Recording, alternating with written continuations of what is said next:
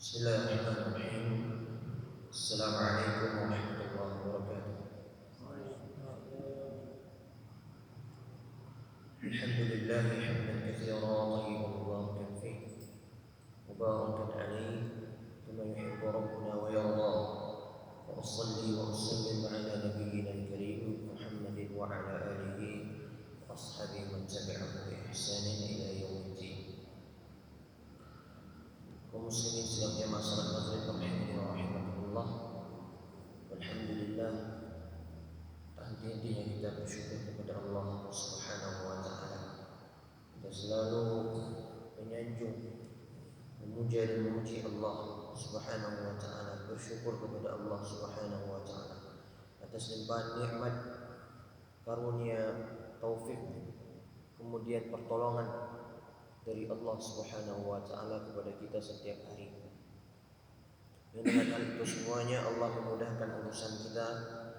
Yang dengan itu semuanya Allah Subhanahu wa taala menjadikan kita semuanya hamba-hamba yang Allah Subhanahu wa taala pilih untuk melaksanakan perintah kewajiban yang Allah Subhanahu wa taala syariatkan kepada kita. Kemudian salawat dan salam semoga senantiasa tercurahkan kepada Rasulullah sallallahu alaihi wasallam.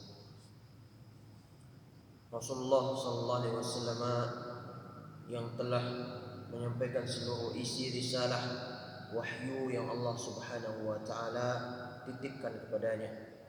Yang Allah Subhanahu wa taala senantiasa menganjurkan kepada kita ataupun memerintahkan kepada kita untuk memperbanyak salawat kepada Rasulullah sallallahu alaihi wasallam. Jamaah rahimani wa rahimakumullah. Di pertemuan yang lalu kita masih pada pembahasan kaifiyatu al-ibadati lillahi tabaraka wa ta'ala, yaitu tata cara beribadah kepada Allah Subhanahu wa taala. Dan kita telah nukil di pertemuan yang lalu perkataan Al-Imam Ibnu Rajab rahimahullahu taala dalam kitab Jami'ul Ulum wal Hikam tatkala membahas penjelasan dari hadis man ahdatsa fi amrina hadza ma laysa minhu fa huwa rad. Barang siapa yang berbuat sesuatu yang baru di dalam urusan kami ini, urusan agama, ma laysa min, yang tidak ada contohnya, tuntunannya dari kami, fa huwa rad, maka amalan tersebut tertolak atau tidak diterima oleh Allah Subhanahu wa taala. Dan kita telah nukil perkataan Ibnu Rajab, amalan itu berupa dua macam, dua bentuk. Ibadatun wa muamalah, ibadah dan muamalah. Amma al-ibadatu fama kana minha kharijan an hukmillahi wa rasulihi bil kulliyati fa huwa mardudun ala 'amilih. Adapun ibadah, maka tatkala ibadah tersebut keluar dari hukum yang Allah Subhanahu wa taala dan Rasulnya telah tetapkan secara keseluruhan kulliyah, fa huwa mardudun, maka amalan tersebut tertolak ala 'amilih, terhadap orang yang mengerjakannya. فَمَنْ تَقَرَّبَ إِلَى اللَّهِ بِعَمَلٍ لَمْ يَجْعَلْهُ اللَّهُ وَرَسُولُهُ قُرْبَةً إِلَى اللَّهِ فَعَمَلُهُ بَاطِلٌ. Maka barang siapa yang mendekatkan diri kepada Allah Subhanahu wa taala dengan sebuah amalan ataupun sebuah ibadah, lam yaj'alhu Allah wa rasuluhu qurbatan ila Allah, yang mana Allah Subhanahu wa taala dan Rasulnya tidak menjadikan hal tersebut sebagai pendekatan diri kepada Allah Subhanahu wa taala, fa'amaluhu batilun, maka amalannya batal, tidak sah. Baik. Dan kita telah sebutkan bahwasanya amalan tersebut ditinjau dari 4 sisi. Baik dari segi kaifiyah, tata caranya, kemudian adadiyah, jumlahnya, kemudian makaniyah, tempatnya, dan juga zamaniyah, waktunya. Dan ini telah kita bahas di pertemuan yang lalu. Insyaallah pada malam hari ini kita akan sambung perkataan beliau Al-Imam Ibnu Rajab terhadap hadis ini. Beliau menyatakan amalan yang telah disebutkan tadi, wa huwa syabihun bihalil ladzina kanat salatuhum 'indal baiti muka'an wa tasdih. Kata beliau, dan amalan tersebut mirip dengan keadaan orang-orang jahiliyah, orang-orang kaum musyrikin pada zaman sebelum diutusnya Rasulullah sallallahu alaihi wasallam, alladzina kanat salatuhum, yang mana salatnya mereka itu indal baiti, di Masjidil Haram ataupun di Ka'bah, muka'an wa tasdih, dengan bersiul dan tepuk tangan.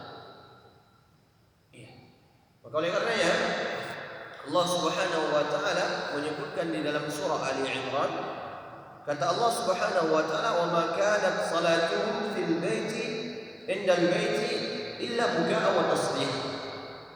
Dalam surah Ali Imran, kata Allah Subhanahu wa taala, dan tidaklah salat mereka itu di pelataran Ka'bah ataupun di sisi Ka'bah di Masjidil Haram, yaitu orang-orang jahiliyah, illa muka'an wa tasdih, kecuali salat mereka itu berupa bersiul dan tepuk tangan. Maka dari ini para ulama menyebutkan bahwasanya bersiul dan tepuk tangan itu dilarang oleh syariat. Dilarang oleh syariat. Karena kenapa? Karena perbuatan tersebut menyerupai kaum jahiliyah, kaum musyrikin, tatkala mereka itu salat di pelataran Ka'bah, di sisi Ka'bah, dengan cara mereka itu muka'an, bersiul, wa tasdih, dan mereka tepuk tangan. Maka bersiul dan tepuk tangan dilarang oleh syariat. Dilarang oleh syariat. Walaupun nanti hukumnya itu disebut oleh para ulama mendekati kepada hal yang dimakruhkan. Akan tetapi hukum yang benarnya ataupun hukum yang tepatnya, tepuk tangan dan bersiul itu hukumnya haram. Tepuk tangan dan bersiul itu hukumnya haram, tidak boleh dilakukan. Walaupun dia melakukannya bukan niat untuk beribadah, walaupun dia niat melakukan hal tersebut bukan untuk niat mendekatkan diri kepada Allah Subhanahu wa taala. Bas dia tepuk tangan biasa saja, ataupun mengapresiasikan orang lain, maka tetap diharamkan, tidak diperbolehkan. Karena dia bertasyabbuh dengan orang-orang musyrikin tatkala mereka itu salat di Ka'bah, bersiul dan tasdih, bertepuk-tepuk tangan. Yang tepatnya hukumnya haram, bukan makruh. Baik. Kemudian kata beliau, wa hadha kaman taqarraba ila Allah Ta'ala bi sama'il malahi aw bil raqsi aw bi kashfi ar-ra'si fi ghairi al-ihram. Dan ini juga sebagaimana orang-orang yang mendekatkan diri kepada Allah Subhanahu wa taala bi sima'il malahi, dengan cara mendengarkan ataupun perkataan-perkataan yang sia-sia, seperti musik misalnya, seperti nyanyian-nyanyian. Mereka mendekatkan diri kepada Allah dengan cara seperti itu, seperti orang-orang sufi. Seperti orang-orang sufi. Kelompok sufi, mereka menjadikan sima'ul malahi, mendengarkan perkataan-perkataan yang sia-sia, baik dengan cara bermusik ataupun berpantun, ataupun dengan cara mereka mengungkapkan perkataan-perkataan yang indah, baik dengan dilantunkan pakai nagam, irama, ataupun secara biasa. Dan yang lebih parahnya lagi, mereka dengarkan musik, nyanyian-nyanyian. Ini perbuatan orang-orang sufi. Dan ini bukanlah mendekatkan diri kepada Allah Subhanahu wa taala dengan cara seperti ini. Au birraqas, atau dengan cara mereka itu menari-nari dan bergoyang. Dengan cara mereka menari-nari dan bergoyang. Ya, sama seperti orang-orang sufi juga, mereka itu menjadikan tarian dan goyangan mereka itu sebagai mendekatkan diri kepada Allah Subhanahu wa taala. Kita lihat di TV-TV tatkala hari raya ataupun hari-hari besar yang lainnya, mereka itu bergoyang. Tarian mabuk cinta. Seperti ini dia bergoyang seperti ini. Orang-orang sufi. Dan mereka menari-nari dengan hal tersebut. Dan mereka jadikan hal tersebut sebagai pendekatan diri mereka kepada Allah Subhanahu wa taala. Ini tidak benar sama sekali. Bukan ajaran dari Islam. Iya. Kemudian disebutkan oleh beliau bikashfi ra'si fi ghairi ihram, ataupun pada saat ihram mereka itu membuka sebagian pakaian mereka. Tatkala beribadah selain dari ihram, ya. Kalau ihram memang dibuka, ya, bahu mereka. Akan tetapi di perkara yang lainnya mereka pun membuka bahu mereka tatkala beribadah kepada Allah Subhanahu wa taala. Iya. Dan jamaah rahimani wa rahimakumullah, kita dapat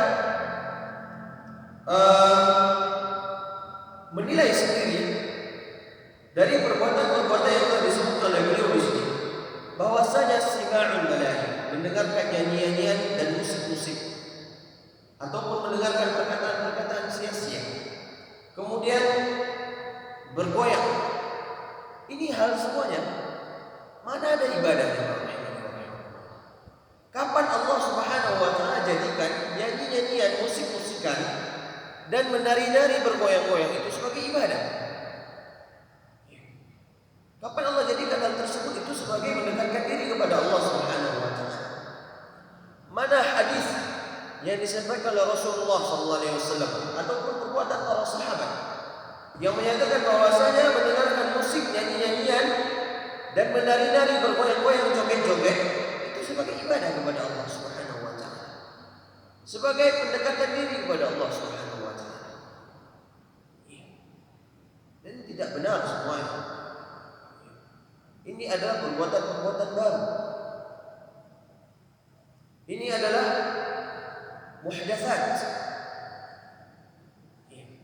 Ibadah-ibadah yang direkayasa oleh orang-orang sufi, yang mereka inginkan adalah mendekatkan diri mereka kepada Allah Subhanahu wa taala dengan hal duniawi. Dengan hal duniawi.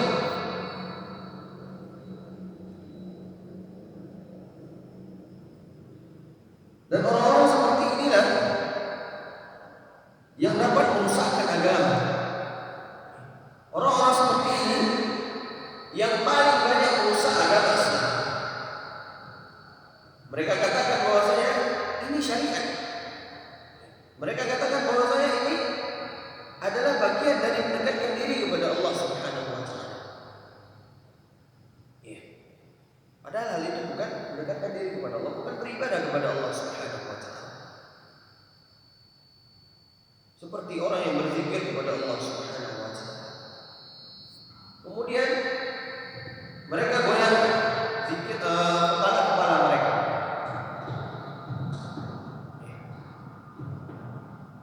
Ataupun mereka menari-nari dengan berzikir tersebut, melompat-lompat, jingkrak-jingkrak tatkala berzikir kepada Allah Subhanahu wa taala. Seperti yang dilakukan oleh orang-orang yang mereka itu berzikir kepada Allah Subhanahu wa taala tanpa henti secara mengeraskan suaranya ataupun melirikkan suaranya.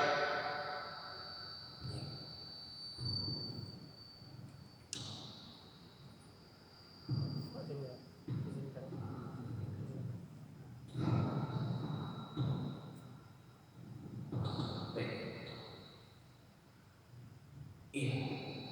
tatkala mereka berzikir kepada Allah Subhanahu wa taala,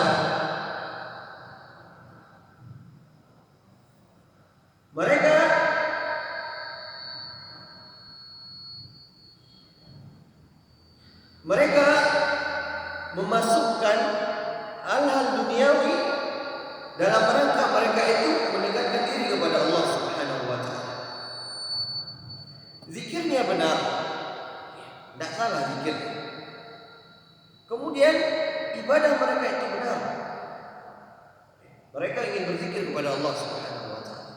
Akan tetapi tatkala mereka masukkan goyang-goyang, mereka masukkan joget-joget, jikrak-jikrak tatkala berzikir kepada Allah Subhanahu wa taala, maka tata cara mereka itu beribadah menjadi keliru. Tata cara mereka mendekatkan diri kepada Allah Subhanahu wa taala tersebut menjadi salah. Dikarenakan mereka memasukkan sesuatu hal yang Allah Subhanahu wa taala tidak menjadikan hal tersebut sebagai ibadah mendekatkan diri kepada Allah Subhanahu wa taala. Kemudian jamaah rahimani wa rahimakumullah, disebutkan oleh Ibnu Rajab rahimahullah taala menyambung perkataan beliau, wa laisa ma kana qurbatan fi ibadatin yakunu qurbatan fi ghairiha mutlaqan. Dan tidak menjadikan patokan bahwasanya bentuk tata cara beribadah dalam mendekatkan diri kepada Allah Subhanahu wa taala dalam suatu ibadah yakunu qurbatan fi ghairiha mutlaqan. Ibadah itu ataupun tata cara beribadah tersebut menjadi tata cara ibadah kepada Allah di ibadah-ibadah yang lain secara mutlak. Dan ini jadikan kaidah jemaah. Jadikan sebagai kaidah. Tidak mesti satu perbuatan yang disyariatkan oleh Allah Subhanahu wa taala dalam ibadah, dalam sebuah ibadah, dalam mendekatkan diri kepada Allah Subhanahu wa taala, itu menjadi perbuatan ibadah di ibadah yang lain. Ini kaidah disebutkan oleh beliau. Contoh. Diam tatkala salat itu ibadah bukan? Ibadah atau bukan jemaah?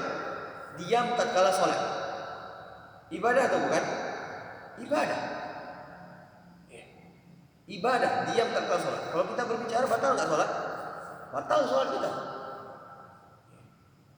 Maka diam tatkala beribadah salat, tatkala kita salat itu adalah hal yang disyariatkan oleh Allah Subhanahu wa taala.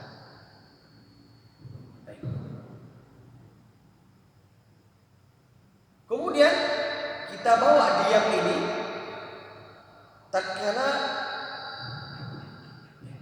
kita itu melihat Al-Quran. Al-Quran diperintahkan oleh Allah untuk apa? Untuk apa? Dibaca.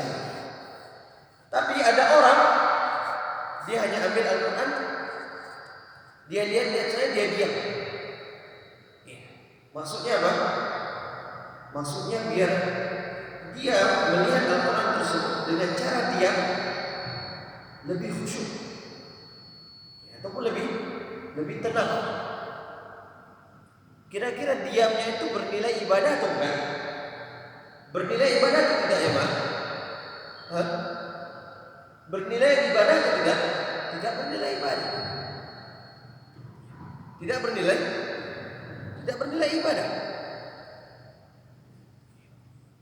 Dikarenakan diam tatkala salat itu adalah hal yang masyru' yang disyariatkan oleh Allah Subhanahu wa taala. Apalagi tatkala mendengarkan imam membaca surah. Ini disyariatkan.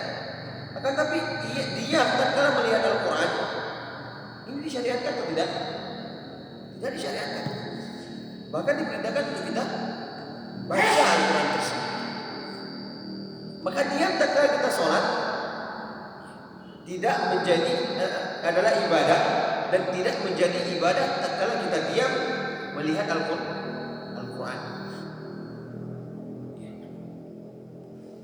Contoh yang lain.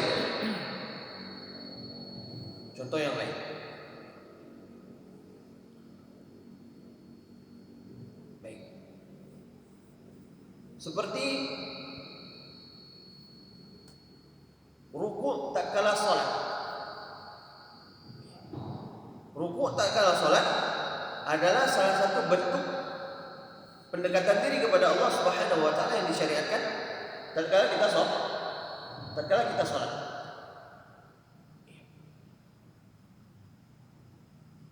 Namun ada orang tatkala dia pergi ke kuburan, dia rukuk.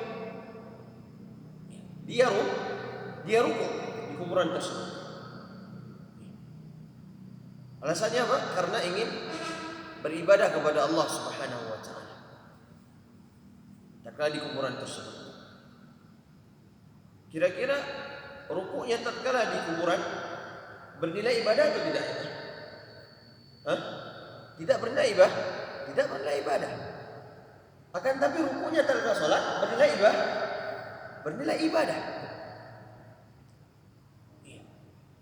Maka hal inilah disebutkan oleh Imam Ibnu Rajab bahwasanya salah satu bentuk perbuatan mendekatkan diri kepada Allah di dalam suatu ibadah itu belum tentu menjadi perbuatan ibadah yang disyariatkan oleh Allah di dalam ibadah yang lain. Paham jemaah ya?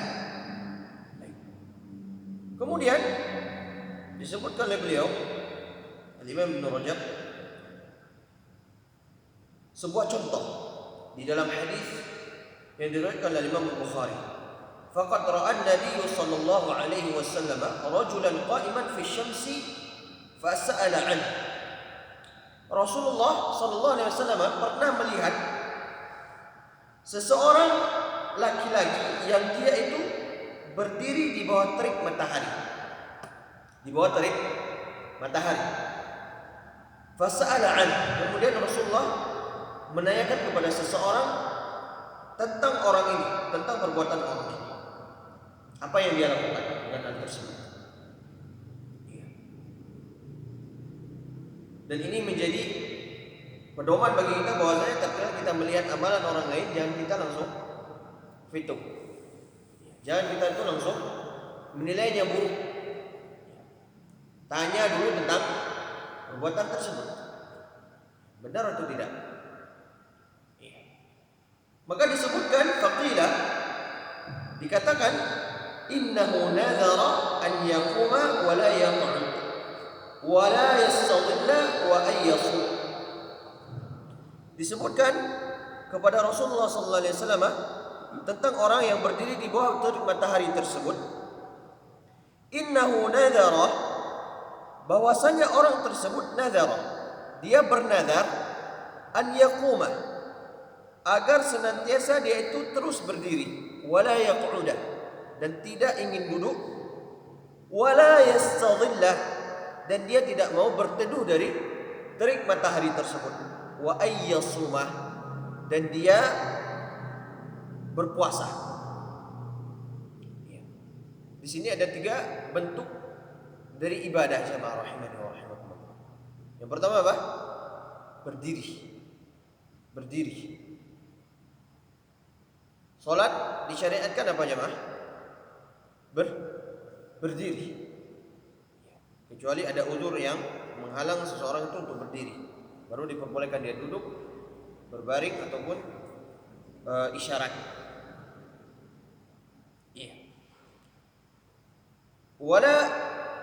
Kemudian wala yastadillah, dan dia tidak berteduh dari terik matahari. Dan nanti kita akan sebutkan perkataan beliau tentang hal yang menyangkut dengan ibadah ini. Wa ayyasuma, dan beliau berpuasa. Puasa ma'ruf, kita ketahui bahwa puasa adalah ibadah kepada Allah Subhanahu wa taala. Kemudian fa'amara an-nabiy sallallahu alaihi wasallam ay yaq'uda wa yastadilla wa an yutimma shaumahu. Kemudian Rasulullah sallallahu alaihi wasallam mendengar perbuatan orang tersebut, beliau memerintahkannya untuk duduk. Jangan dia terus berdiri. Wa yastadilla, agar dia berteduh dari terik matahari tersebut. Wa an yutimma shaumahu, dan agar Rasulullah sallallahu alaihi wasallam memerintahkan dia untuk menyempurnakan ibadah puasanya. Di sini jamaah rahimani wa rahimakumullah disebutkan oleh para ulama bahwasanya Rasulullah sallallahu alaihi wasallam memerintahkan orang tersebut untuk membatalkan ataupun untuk meninggalkan perbuatan-perbuatan yang perbuatan tersebut tidak bernilai ibadah pada saat tersebut dan bernilai ibadah pada saat ibadah yang lainnya. Berdiri tatkala sholat diperintahkan tidak untuk berdiri? Perintahkan untuk berdiri tatkala sholat. Iya.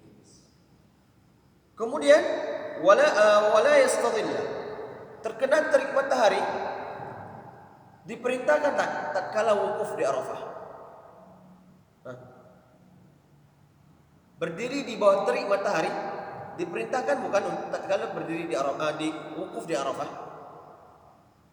Diperintahkan bukan? Diperintahkan oleh manasik haji. Tatkala manasik haji, orang-orang itu dalam berkumpul di Arafah, mereka berkumpul di bawah terik matahari, mereka berdiri di bawah terik matahari dan itu bernilai ibadah. Iya. Dan dua hal ini berdiri dan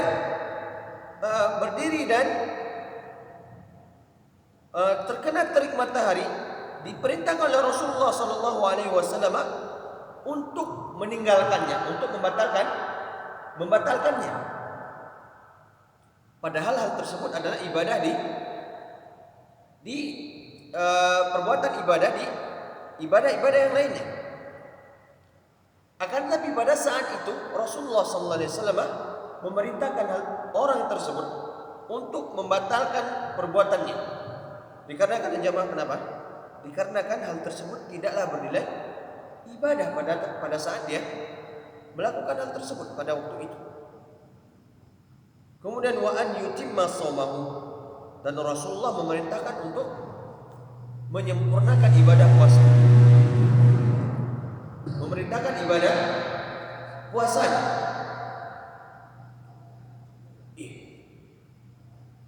Puasa yang merupakan syariat yang diperintahkan tatkala di siang hari, Rasulullah memerintahkan untuk menyempurnakannya. Akan tetapi dua hal tadi yang tidak ada kaitannya dengan ibadah apapun, Rasulullah SAW menyuruhnya untuk membatalkannya, menyuruhnya untuk meninggalkan hal tersebut. Karena kenapa? Hal tersebut tidak bernilai ibadah pada saat itu. Dan puasa itu bernilai ibadah di siang hari. Kan tapi kalau berdiri saja di bawah terik matahari, terkena terik matahari, mana ada ibadah yang memerintahkan perbuatan tersebut?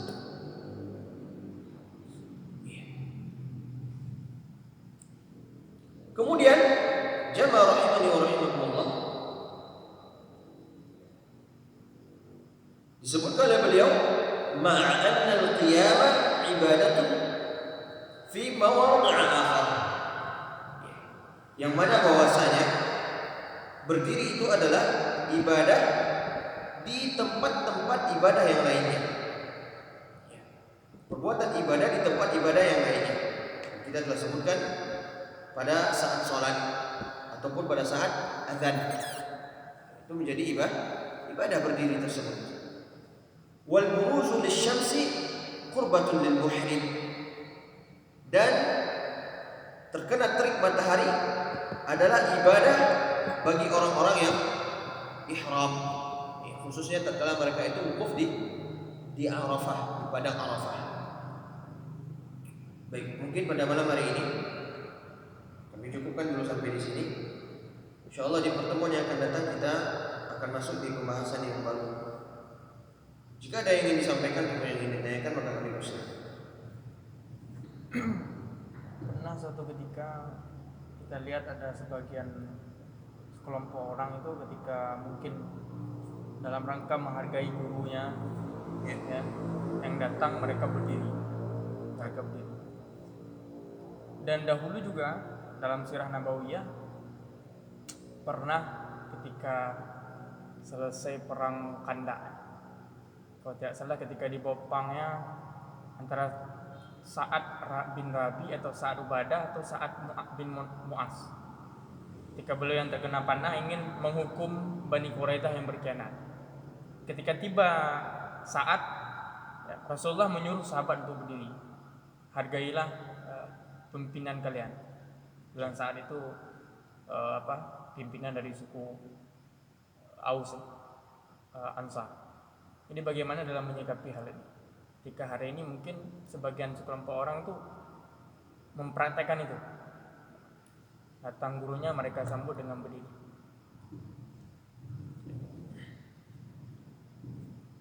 Jemaah rahimani wa rahimakumullah. Kita telah sebutkan bahwasanya tatkala kita itu ingin memuji orang lain, menghargai orang lain, itu ada batasan-batasan syariat yang mengajarkan kepada kita. Kita telah sebutkan di pertemuan pertama tatkala kita membahas kitab ini. Itu tatkala Rasulullah sallallahu alaihi wasallam itu disambut oleh beberapa orang bagian dari sahabat. Kemudian pada saat itu Rasulullah banyak disanjung-sanjung. Banyak disanjung-sanjung. Anta khairuna wa ibnu khairina. Engkau adalah manusia terbaik kami dan putra terbaik kami, disebutkan oleh beliau. Dan pujian-pujian yang lainnya, yang pujian tersebut merupakan pengkultusan kepada Rasulullah sallallahu alaihi wasallam. Dan pada saat itu Rasulullah sallallahu alaihi wasallam menyebutkan, la tutruni kama atratin nasara Isa bin Maryam. Janganlah kalian itu mengitrak dirimu. Itrak tersebut disebut oleh para ulama adalah melakukan pujian yang berlebih-lebihan. Kama atratin nasara Isa bin Maryam. Sebagaimana orang-orang Nasrani, mereka mengitrak ataupun menjadikan Isa bin Maryam itu sebagai bahan pengkultusan mereka. Walakin qulu Abdullah wa Rasul. Katakanlah diriku itu adalah hamba Allah dan utusannya. Ini kata Rasulullah SAW. Maka disebut oleh para ulama, hadis ini menyebutkan bahwasanya Rasulullah SAW tidak ingin dirinya dikultuskan, dan beliau tidak ingin pujian berlebihan itu datang kepada dirinya, termasuk dengan cara berdiri. Kalau misalnya berdirinya itu sudah melakukan perbuatan-perbuatan yang berlebihan, misalnya tatkala dia berdiri, dia ruku, dia berdiri, kemudian dia ruku, menyambut orang lain tersebut yang dia anggap orang itu sebagai orang yang mulia, seperti para ulama, para kiai. Dia berdiri kemudian dia nunduk. Biasanya dilakukan tatkala bersalaman, mencium tangannya. Ini adalah hal yang diharamkan oleh syariat. Ini tidak boleh. Rukuk itu hanya milik Allah Subhanahu wa taala. Menundukkan diri itu hanyalah milik Allah Subhanahu wa taala. Akan tetapi disebutkan oleh para ulama, hanya sekedar dia berdiri saja untuk menghormati orang yang datang, misalnya dari orang-orang yang besar ataupun pembesar-pembesar di sebuah kaum, maka tidak masalah. Tidak masalah selama berdirinya itu tidak berlebihan. Dengan dia salam, cium tangannya, dia rukuk, ini tidak masalah. Hanya sekedar berdiri. Terkadang adat di sebagian tempat kalau ingin menghargai ataupun menghormati orang yang datang dari orang-orang yang besar, itu dihargai dengan cara berdiri. Ini tidak masalah, dengan syarat tidak sampai berlebihan. Tidak dengan dia tunduk ataupun dengan dia cium-cium tangannya, seperti itu. Mungkin itu jawabannya. Ada yang lain?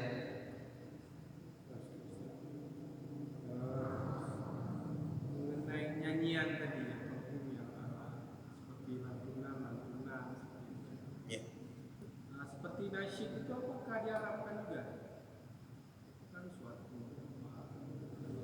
irama juga, mana lagi gitu kan? Nah, dan itu banyak dilakukan oleh pesantren. Ya. Nah, bagaimana kita menyikapinya tuh Ustaz? Baik. Nasyid disebut oleh para ulama, dia boleh didengar kadang-kadang. Kadang-kadang nasyid tersebut. Kadang-kadang nggak boleh. Hah? Kadang-kadang boleh. Tidak boleh didengarkan sering. Oh itu. Tidak boleh sering mendengarkan nasyid tersebut. Kalau musik memang jelas diharamkan oleh syariat musik. Ya. Tapi kalau nasyid itu boleh didengar kadang-kadang. Ya.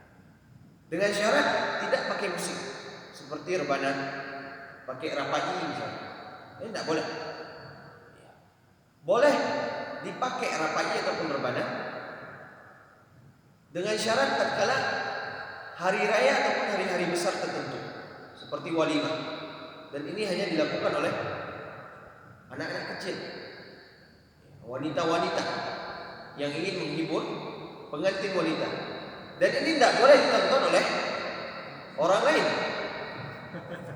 Jadi kalau nggak boleh ditonton, ngapain dipertunjukkan Ustaz? Dipertunjukkan hanya untuk si pengantin.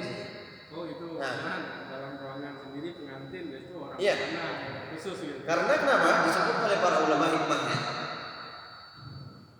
Ini khusus bagi pengantin perempuan, bukan laki-laki. Pengantin perempuan, dia mau nikah itu, dia memiliki rasa was-was, takut deh. Memiliki rasa takut. Biasanya, bukan semuanya ya, tapi biasanya perempuan itu terkala dia ingin nikah, ingin berkawin, dia itu ada rasa was-was, takut dalam diri. Kalau laki-laki bahagia dia, iya kan? Laki-laki bahagia. Tapi kalau perempuan ada rasa was-was, takut. Maka oleh karena ya, disebut oleh para ulama, maka diperbolehkanlah dihibur pengantin wanita tersebut dengan menek rebana dan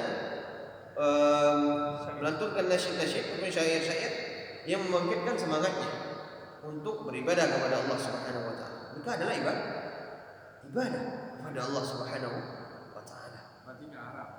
Tidak haram pada saat itu. Khusus rebana dan rapai. Tidak boleh gitar, tidak boleh suling, ya, tidak boleh piano. Baik. Dan pada hari-hari raya Idul Fitri dan Idul Adha, di situ diperbolehkan hal tersebut. Dan juga dengan syarat, ya, dengan syarat tidak boleh yang lain kecuali rebana dan rapai itu tadi. Kecapi pun tidak boleh. Angkringan pun tidak boleh. Yang boleh hanya rebana dan ya, atau misal dengannya, ya, seperti rebana itu. Itu boleh. Duf namanya kalau di dalam bahasa Arab. Ya. Seperti itu. Jadi perbedaan antara nasyid dengan syair ini apakah seperti tadi kan kalau memang dikategorikan seperti musik, syair ataupun perbuatan yang sia-sia itu berarti dianggap haram gitu ya. Iya. Iya. Ya, maksudnya nyanyi-nyanyian. Iya. Nah, pada sejarah-sejarah itu kan sering kita dengar menyebarkan agama itu ada yang melalui syair, ada yang melalui nyanyian gitu, untuk menarik, untuk memikat misalnya orang yang di luar Islam untuk lebih tahu sehingga dia cenderung untuk memeluk. Bagaimana seperti hal yang ini? Kalau menyalurkan ataupun berdakwah agama itu melalui syair itu ada. Ada, kalau syair ada. Tapi kalau nyanyian tidak ada. Tidak ada kita temukan dari para ulama seperti Al-Imam Al-Bukhari, Imam Syafi'i, Imam Malik, Imam Hambali, Imam Hanafi, Sufyan Tsauri, Waqi' bin Jarrah, ulama-ulama yang lainnya, Syekhul Islam Ibnu Taimiyah, Ibnu Qayyim, Ibnu Qudamah Al-Maqdisi, kemudian Ibnu Hazm, Ibnu Katsir misalnya, ataupun Ibnu Jauzi, imam-imam yang lainnya, tidak pernah mereka itu menyebarkan agama dengan nyanyian. Tidak ada. Nyanyian itu mereka tahu diharamkan oleh syariat. Yang ada itu menulis syair. Kalau syair itu ada. Ya. Imam Syafi'i itu punya kitab syair dia satu. Ya. Diwan Syafi'i. Syair-syair yang dimiliki oleh Imam Syafi'i. Ini ada kitabnya. Dan itu berisi syair semuanya. Syairnya tentang apa? Tentang ilmu. Tentang ilmu agama. Ya. Dan ini diperbolehkan bersyair tersebut. Ya. Dan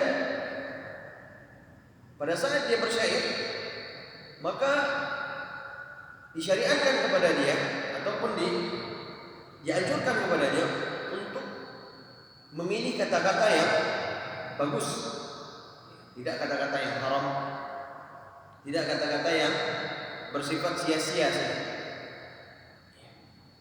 Pada saat dia bersyair, dia bahas itu tentang Islam, tentang iman dia bahas, tentang ilmu mendekatkan diri kepada Allah Subhanahu wa taala, tentang ilmu akidah, keyakinan, itu dituangkan dalam syair. Ada syariat metodenya, metode dalam berdakwah dituangkan dalam syair-syair. Tetapi kalau nyanyian tidak ada, apalagi pakai musik-musikan, itu tidak ada. Ya, seperti itu. Dan kalau ada yang mengatakan bahwasanya agama itu boleh disalurkan, boleh didakwahkan dengan cara bernyanyi, dengan cara nyanyian, maka ini perkataan tidak benar. Ini perkataan keliru. Tidak ada sejarah para sahabat, para tabi'in dan tabi'in, imam 4 mazhab dan para ulama-ulama yang mengikuti mereka semuanya itu menyebarkan agama dengan cara bernyanyi, nyanyian seperti itu. Dan nasyid itu dia hanyalah perkataan biasa. Perkataan biasa yang perkataan tersebut tujuannya untuk membangkitkan semangat dalam beribadah kepada Allah Subhanahu wa taala misalnya. Semangat keimanan, semangat untuk menjalankan perintah Allah Subhanahu wa taala. Iya. Maka boleh dia lantunkan kadang-kadang. Ya, bukan setiap hari. Misalnya tatkala dia musafir, dia menghilangkan penatnya dengan cara dia berkata-kata indah, bernasyid tersebut. Ini tidak masalah. Tidak masalah. Ataupun tatkala dia membuat suatu acara adat di rumahnya misalnya, seperti sunat ataupun perkawinan, walimah, dia lantunkan nasyid tersebut, maka itu tidak masalah. Kadang-kadang dia lantunkan, bukan setiap hari, seperti itu. Ada yang lain?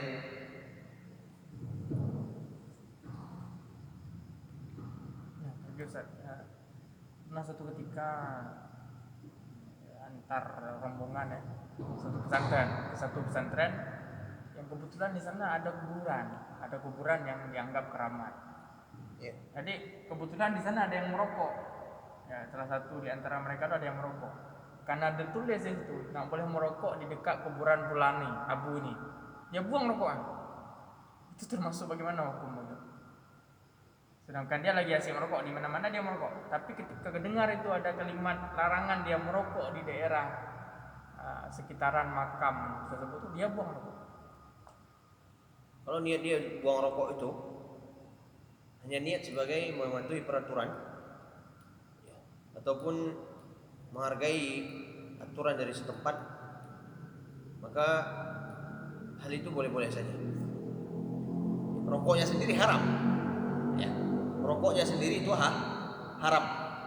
Tapi tatkala dia mau rokok, mematuhi peraturan setempat ataupun menghargai aturan yang ditetapkan dari sebuah tempat, maka itu tidak masalah, bahkan bagus. Ya. Tapi kalau misalnya tadi disebutkan dia menghargai kuburan dari fulan misalnya, menghargai kuburan dari keramat fulan misalnya, dia meninggalkan rokok tersebut karena takut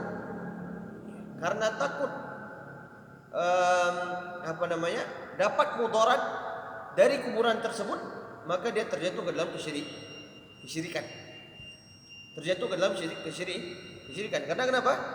Dia telah menganggap bahwasanya yang memberikan mudarat adalah kuburan. Yang memberikan mudarat itu adalah makam tersebut.